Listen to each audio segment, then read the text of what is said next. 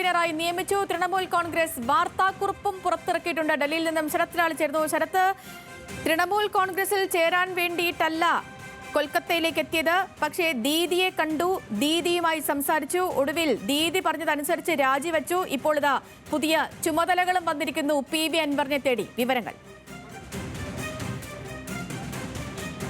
Sethulakshmi, PV അൻവറിനെ convener, സ്റ്റേറ്റിന്റെ മൊത്തം ചുമതലയുള്ള കൺവീനറായിട്ടാണ് നിയമിച്ചിരിക്കുന്നത്.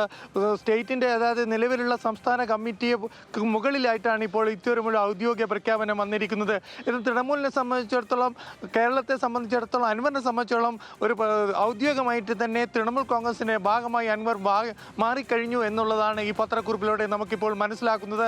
നേരത്തെ തൃണമൂൽ അംഗത്വം എടുക്കുമെന്ന് തന്നെയാണ് ഇപ്പോൾ നിലവിലുള്ള പത്രസമ്മേളനത്തിലും അദ്ദേഹം പറഞ്ഞിരുന്നത്. എന്നാൽ നമുക്കിപ്പോൾ അറിയാൻ കഴിയുന്നത് തൃണമൂൽ അംഗത്വം എടുത്തിരിക്കുന്നു. പത്രക്കുറിപ്പായി തൃണമൂൽ ഔദ്യോഗികപരമായിട്ട് തന്നെ അദ്ദേഹത്തെ സ്റ്റേറ്റിന്റെ കൺവീനറായി നിയമിച്ചിരിക്കുകയാണ്. നേരത്തെ സ്റ്റേറ്റിന്റെ കോർഡിനേറ്റർ ആയിരുന്നു എന്നായിരുന്നു നമുക്ക് ലഭിക്കുന്ന വിവരം. എന്നാൽ അതല്ല, സ്റ്റേറ്റിന്റെ കൺവീനറായി, അത് അഡോ കമ്മിറ്റിയുടെയും സ്റ്റേറ്റിന്റെ മുഴുവൻ ചുമതലയും നൽകിക്കൊണ്ടുള്ള ഒരു ഉത്തരവാദിത്തമാണ് അൻവറിന് ഇപ്പോൾ നൽകിയിരിക്കുന്നത്. അതുകൊണ്ട് തന്നെ നമുക്കിപ്പോൾ പറയാൻ പറ്റും സേതുലക്ഷ്മി, അൻവർ ഇപ്പോൾ കേരളത്തിലെ തൃണമൂലിന്റെ ഔദ്യോഗിക ഭാരവാഹിയായി മാറിക്കഴിഞ്ഞിരിക്കുകയാണ്. ഇതുവരെ കേരളത്തിലെ മറ്റു ഭാരവാഹികളെ കുറിച്ചുള്ള യാതൊരു പത്രക്കുറിപ്പിൽ പോലും അത് പരാമർശിക്കുന്നില്ല. തുടർന്ന് നമുക്ക് ഇപ്പോൾ മനസ്സിലാക്കാൻ കഴിയുന്നത് തൃണമൂലിന്റെ കേരളത്തിലെ ഏക ഔദ്യോഗിക ഭാരവാഹിയായി PV അൻവറിനെ മമതാ ബാനർജി നിയോഗിച്ചിരിക്കുന്നു എന്ന് നമുക്ക് പറയേണ്ടി വരും. ഈ നാമനിർദ്ദേശം PV അൻവറിന് മേലുള്ള ചുമതലകൾ എന്തൊക്കെയാണ്? എന്താണ് PV അൻവറിലൂടെ പാർട്ടി ലക്ഷ്യം വെക്കുന്നത് എന്ന് ഈ പത്രക്കുറിപ്പിൽ വ്യക്തമാക്കുന്നുണ്ടോ? പത്രക്കുറിപ്പിൽ വളരെ കൃത്യമായി വ്യക്തമാക്കുന്നു. അദ്ദേഹത്തെ കൺവീനറായി നിയമിച്ചിരിക്കുന്നത് കേരള സ്റ്റേറ്റിൻ്റെ മുഴുവൻ കാര്യങ്ങളും നിശ്ചയിക്കാനുള്ള വ്യക്തിയായി നിയമിച്ചിരിക്കുന്നു. അദ്ദേഹത്തിനെ കൺവീനർ സ്ഥാനത്തുള്ളൊപ്പം തന്നെ അദ്ദേഹത്തിനെ തൃണമൂലിൻ്റെ ദേശീയ കമ്മിറ്റിയിലും ഉൾപ്പെടുത്തുമെന്നാണ് നമുക്കിപ്പോൾ ലഭിക്കുന്ന വിവരം. തൃണമൂലിൻ്റെ വർക്കിംഗ് കമ്മിറ്റിയിലെ ഒരു അംഗമായി അൻവറിനെ നിയമിക്കും. അൻവറിന് ആ യോഗത്തിൽ പങ്കെടുക്കാൻ കഴിയും. തൃണമൂലിൻ്റെ ദേശീയ നേതൃത്വത്തിലുള്ള എല്ലാ യോഗങ്ങളിലും പ്രത്യേക പ്രതിനിധി എന്ന നിലയിൽ തൃണമൂൽ പങ്കെടുക്കുമെന്നാണ് ഈ പത്രക്കുറിപ്പിന് ശേഷം നമ്മൾ തൃണമൂൽ കോൺഗ്രസ് ഓഫീസുമായി ബന്ധപ്പെട്ടോ നമുക്കിപ്പോൾ ലഭിക്കുന്ന വിവരം. തൃണമൂലിൻ്റെ മമതാ ബാനർജിയുടെ വർക്കിംഗ് കമ്മിറ്റിയിലെ ഒരാളായിട്ട് കൂടി കേരളത്തിലുള്ള പ്രതിനിധിയായിട്ട് പങ്കെടുക്കുന്ന ഏക അംഗം എന്ന നിലയിൽ PV അൻവറിന്റെ പേരാണ് ഔദ്യോഗികമായിട്ട് ഇപ്പോൾ നമുക്ക് നൽകിയിരിക്കുന്നത്. നേരത്തെ തന്നെ ഈ തരത്തിലൊരു വാഗ്ദാനമാകും മമതയുടെ ഭാഗത്തു നിന്നുണ്ടാവുക എന്ന വാർത്തകൾ ഉണ്ടായിരുന്നു. അതുപോലെ തന്നെ PV അൻവർ 2026 രാജ്യസഭ MP സ്ഥാനമാണ് വാഗ്ദാനം. 2026 ഏപ്രിലിൽ ഒഴിവ് വരുന്ന 4 MP സ്ഥാനങ്ങളിൽ CPM അംഗത്തിന്റെ ഒഴിവിൽ അൻവറിനെ MP ആക്കാമെന്നാണ് വാഗ്ദാനം. അങ്ങനെയെങ്കിൽ കേരള രാഷ്ട്രീയത്തിൽ നിന്നും അപ്രസക്തനായി ദേശീയ രാഷ്ട്രീയത്തിലേക്ക് കൂടി ചുവടുവെക്കുകയല്ലേ PV അൻവർ?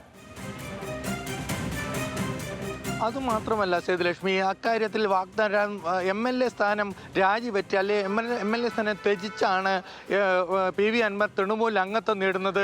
അതുകൊണ്ട് തന്നെ MLA സ്ഥാനം രാജിവെച്ച് വരുന്ന ഒരു വ്യക്തിയെ സംബന്ധിച്ചിടത്തോളം തൃണമൂൽ അത് പരിഗണിക്കേണ്ടതുണ്ട്. അതുകൊണ്ട് തന്നെയാണ് CPMന്റെ ഏക അംഗം 2026 ഏപ്രിൽ രാജ്യസഭയിൽ നിന്ന് റിട്ടയർ ചെയ്യുകയാണ്. ഈ ഒഴിവ് അൻവറിന് നൽകാമെന്നാണ് ഇപ്പോൾ വാഗ്ദാനം നൽകിയിരിക്കുന്നത്. അഭിഷേക് ബാനർജി തന്നെയാണ് ഇത് സംബന്ധിച്ച വാഗ്ദാനം അൻവറിന് നൽകിയിരിക്കുന്നു എന്നാണ് നമുക്കറിയാൻ കഴിയുന്നത്. ഏതായാലും തൃണമൂൽ ഇതുകൊണ്ട് ഉദ്ദേശിക്കുന്നത് കേരളത്തിൽ വളരെ പെട്ടെന്ന് ഒരു കടന്നുകയറ്റം ഉണ്ടാക്കാൻ കഴിയും. നേരത്തെ ഗോവയിൽ ഇതുപോലെ ശ്രമിച്ചിരുന്നു. ഗോവയിൽ നിന്നുള്ള ഒരു നേതാവിനെ രാജ്യസഭ അംഗത്വം നേരത്തെ നൽകിയിരുന്നു. അത് പരാജയപ്പെട്ടിരുന്നു. എന്നാൽ കേരളത്തെ സംബന്ധിച്ചോളം നിലമ്പൂർ വളരെ പ്രധാനപ്പെട്ട ഒരു മണ്ഡലമാണ്. പ്രിയങ്ക ഗാന്ധിയുടെ ജയവിജയങ്ങളിൽ പോലും സ്വാധീനം ചെലുത്താൻ പറ്റുന്ന ഒരു തൃണമൂലിനുണ്ടാകും. അതുകൊണ്ട് തന്നെയാണ് നിലമ്പൂർ MLA ആയിരുന്ന അൻവറിന് ഇത്തരമൊരു പദവി നൽകുന്നത്, സംസ്ഥാന കോർഡിനേറ്റർ. അതേപോലെ തന്നെ രാജ്യസഭാ വാഗ്ദാനം. ഇതുകൊണ്ട് തന്നെ ചെയ്യാൻ പറ്റുന്ന ഒരു കാര്യം എന്ന് പറഞ്ഞു കഴിഞ്ഞാൽ നമ്മളെ സംബന്ധിച്ചിടത്തോളം ഇത്തരമൊരു പദവിയും അതേപോലെ വാഗ്ദാനവും കേരള രാഷ്ട്രീയത്തിൽ തൃണമൂലിനൊരു സ്വാധീനം ഉറപ്പിക്കാൻ പറ്റും എന്നുള്ള ഒരു ചിന്തയിലാണ് നൽകിയിരിക്കുന്നത്. അതുകൊണ്ട് തന്നെ PV അൻവറിന് വാഗ്ദാനങ്ങൾ നൽകുന്നത് മാത്രമല്ല, പ്രിയങ്കയുടെ മണ്ഡലമായ വയനാട് ലോക്സഭാ മണ്ഡലത്തിൽ ഒരു സ്വാധീനമുള്ള ഒരു നേതൃത്വത്തെ ലഭിച്ചിരിക്കുന്നു. പ്രിയങ്ക കോൺഗ്രസുമായിട്ട് ഏതെങ്കിലും തരത്തിലൊരു വിലപേശൽ വരികയാണെങ്കിൽ അക്കാര്യം കൂടി കണക്കിലെടുത്താണ് മമതാ ബാനർജിയുടെ ഈ രാഷ്ട്രീയ കരുനീക്കം എന്നൊക്കെ പറയേണ്ടി വരും സേതുലക്ഷ്മി. ഈ പി വി അൻവറിനെ സംബന്ധിച്ച് നമ്മൾ ഇതുവരെയുള്ള അദ്ദേഹത്തിന്റെ രാഷ്ട്രീയ ജീവിതം പരിശോധിച്ചാൽ മലബാറിൽ മാത്രം സ്വാധീനമുള്ളൊരു നേതാവാണ് പി വി അൻവർ. അങ്ങനെയുള്ള പി വി അൻവറിന് ഇത്രയും വലിയൊരു ചുമതല നൽകുമ്പോൾ അല്ലെങ്കിൽ MP സ്ഥാനം അടക്കം വാഗ്ദാനം ചെയ്യുമ്പോൾ അതിലൂടെ തൃണമൂൽ കോൺഗ്രസ് ലക്ഷ്യമിടുന്നത് പ്രിയങ്ക ഗാന്ധിയുടെ സ്വാധീനമുള്ള മണ്ഡലത്തിൽപ്പെടുന്നയാൾ എന്നത് മാത്രമാകുമോ ശരത്ത്?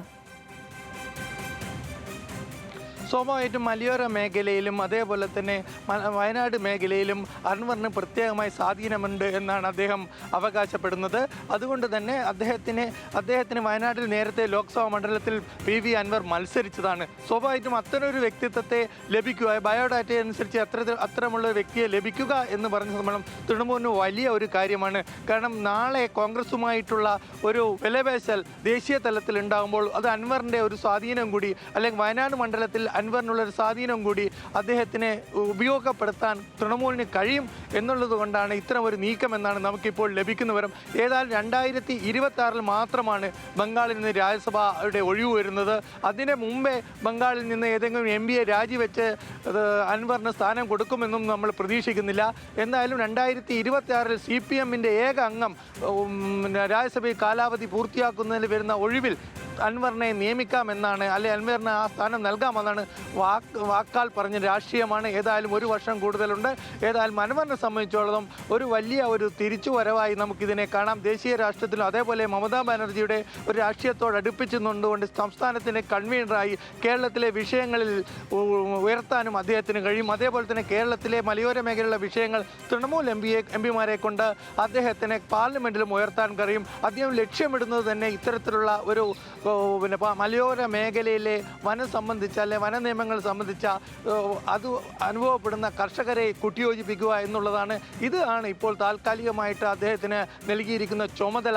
എന്തായാലും ഈ ചുമതല നിർവഹിക്കുന്നതിന് അദ്ദേഹത്തിൻ്റെ കാര്യങ്ങൾ അല്ലെങ്കിൽ വനജീവി സംഘർഷമടക്കമുള്ള കാര്യങ്ങൾ ദേശീയ തലത്തിൽ ഉന്നയിക്കാൻ തൃണമൂൽ MP-മാരുടെ സേവനം ലഭിക്കുമെന്ന് നമുക്ക് പറയണം. രാജ്യസഭയിൽ മാത്രം 13 MP-മാർ തൃണമൂലിന് രാജ്യസഭയിലുണ്ട്. ലോക്സഭയിലും 40ഓളം അംഗങ്ങളുണ്ട്. സ്വാഭാവികമായിട്ട് 40ഓളമല്ല, അതിൽ 34ഓളം എന്നാണ് ശരിയായ കണക്ക്. ഏതായാലും ഈ കാര്യത്തിൽ നമ്മളെ സംബന്ധിച്ചിടത്തോളം സേതുലക്ഷ്മി.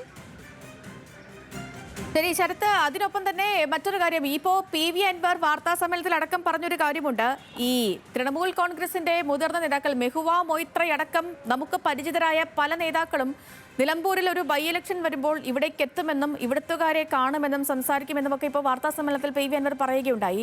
അത്തരത്തിൽ ഏതെങ്കിലും ഒരു നീക്കം ഇനിയിപ്പോൾ തൃണമൂൽ ഇപ്പോൾ പുതിയ വാർത്താക്കുറിപ്പ് വന്നു, പുതിയ പദവികളൊക്കെ വാഗ്ദാനം ചെയ്യപ്പെട്ടു, അടുത്ത MP സ്ഥാനം അടക്കം PV അൻവറിന് മുന്നിൽ വച്ചിട്ടുണ്ട് തൃണമൂൽ കോൺഗ്രസ്. അങ്ങനെയെങ്കിൽ ഇനി വരുന്ന ഉപതെരഞ്ഞെടുപ്പിൽ തൃണമൂൽ കോൺഗ്രസ് നേതാക്കളൊക്കെ കൂട്ടത്തോടെ ഇവിടെ നിലമ്പൂരിലേക്ക് എത്താനും മറ്റ് ചർച്ചകൾ നടത്താനും റാലികൾ നടത്താനും ഒക്കെയുള്ള സാധ്യതകൾ എത്രത്തോളമാണ് ശരത്ത് ഈ ഒരു ഘട്ടത്തിൽ? നേരത്തെ അൻവർ തന്നെ നമ്മളോട് പറഞ്ഞത് മമതാ ബാനർജി താമസിയാതെ കേരളത്തിലെത്തും, തൃണമൂലിൻ്റെ വൻ റാലി കോഴിക്കോട് സംഘടിപ്പിക്കുമെന്നൊക്കെയാണ്. ഏതായാലും ഇക്കാര്യത്തിൽ മമതാ ബാനർജി ബംഗാളിന് പുറത്ത് റാലി വളരെ അപൂർവം റാലികൾ മാത്രമേ പങ്കെടുത്തിട്ടുള്ളൂ. അതും ഇന്ത്യ ബ്ലോക്കിൻ്റെ റാലികളിലാണ് പങ്കെടുത്തത്. തൃണമൂലിന് ബംഗാളിന് പുറത്ത് ഇത്തരമൊരു സംഘടനാ സംവിധാനം വേറെ എവിടെയുമില്ല. അതുകൊണ്ട് തന്നെ കേരളത്തിൽ ഇത്തരമൊരു റാലി സംഘടിപ്പിക്കുകയാണെങ്കിൽ തൃണമൂൽ നേതാക്കൾ എത്തുമെന്ന കാര്യത്തിൽ സംശയമില്ല. അതുപോലെ തന്നെ നിലമ്പൂർ തെരഞ്ഞെടുപ്പിൽ അദ്ദേഹം റിക്വസ്റ്റഡ് സേ ഉള്ളതുകൊണ്ട് റിക്വസ്റ്റഡ് പ്രചരണവും ചിലപ്പോൾ നടത്തിയ UDF ആവശ്യപ്പെടുകയാണെങ്കിൽ, അല്ലെ UDF-ന്റെ സ്ഥാനാർത്ഥിക്ക് നിരുപാധിക പിന്തുണ നൽകിയ സാഹചര്യത്തിൽ UDF അൻവറിനും കൂടി യോഗ്യനായ അല്ലെങ്കിൽ അൻവറും കൂടി യോജിക്കുന്ന ഒരു സ്ഥാനാർത്ഥി UDF-നെങ്കിൽ എന്തായാലും തൃണമൂലിൻ്റെ സ്റ്റാർ ക്യാമ്പയിനറെ കേരളത്തിൽ എത്തിക്കുമെന്ന കാര്യത്തിൽ സംശയം വേണ്ട. കാരണം തൃണമൂലിന് കേരളത്തിൽ ഒരു വേരോട്ടമുണ്ടാക്കാൻ കിട്ടുന്ന ഒരു ആദ്യ അവസരമാണ് നിലമ്പൂരിലെ ഉപതെരഞ്ഞെടുപ്പ്. ആ ഉപതെരഞ്ഞെടുപ്പിൽ UDF-ന് വേണ്ടിയാണെങ്കിൽ പോലും ഇന്ത്യ ബ്ലോക്കിന് വേണ്ടിയാണെങ്കിൽ പോലും തൃണമൂൽ നേതാക്കൾ എത്തുന്നത് അൻവറിനെ സംബന്ധിച്ചോളം സ്വന്തം പാർട്ടി കെട്ടിപ്പിടിക്കാനുള്ള ഒരു അവസരവും കൂടിയാണ്. അതുമാത്രമല്ല അൻവർ സ്വന്തം പാർട്ടി കെട്ടിപ്പിടിക്കാനുള്ള ഒരു രൂപരേഖ തൃണമൂൽ കോൺഗ്രസിനെ സമർപ്പിച്ചിട്ടുണ്ട്. എങ്ങനെയാണ് 2 വർഷം കൊണ്ട് കേരളത്തിൽ തൃണമൂലിന് സാധ്യതകൾ, ഇത് സംബന്ധിച്ചൊരു വിശദമായ പഠന റിപ്പോർട്ട് തന്നെ തൃണമൂൽ കോൺഗ്രസിന് സമർപ്പിച്ചു എന്നാണ് തൃണമൂൽ കോൺഗ്രസ് വൃത്തങ്ങൾ പറയുന്നത്. ഏതായാലും അൻവർ കരുതിക്കുട്ടി തന്നെയാണ് തൃണമൂലുമായിട്ട് ഒരു ചർച്ച നടത്തുകയും അതിൽ ചേരുകയും ചെയ്തിരിക്കുന്നത്. PV അൻവറിന്റെ വാർത്താ സമ്മേളനം കഴിഞ്ഞ മിനിറ്റുകൾക്കകം തന്നെ പുതിയ ചുമതല എത്തിയിരിക്കുന്നു. PV അൻവറിനെ തേടി തൃണമൂൽ കോൺഗ്രസ് കേരള സ്റ്റേറ്റ് കൺവീനറായാണ്. പുതിയ നിയമനം തൃണമൂൽ കോൺഗ്രസ് വാർത്താക്കുറിപ്പും പുറത്തിറക്കിയിട്ടുണ്ട്. വിവരങ്ങൾ നൽകുകയായിരുന്നു ഡൽഹിയിൽ നിന്നും ശരത്ലാൽ.